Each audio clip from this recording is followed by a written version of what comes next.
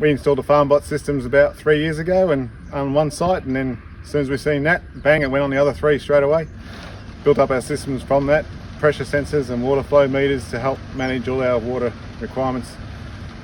We've got a bore water that we produce 110,000 litres a day, which we've got to monitor where we need that water in a timely manner. So it's just helped so much for monitoring all our water and putting the water where it needs to be in real-time basis. And just the infrastructure has been so easy to install. It just comes up in the post, whack it on top of the tank, turn it on, easy.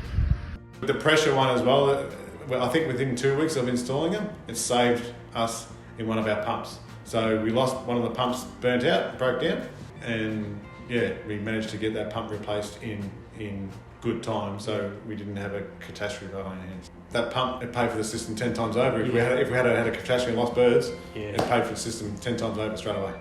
Yeah. In one instance.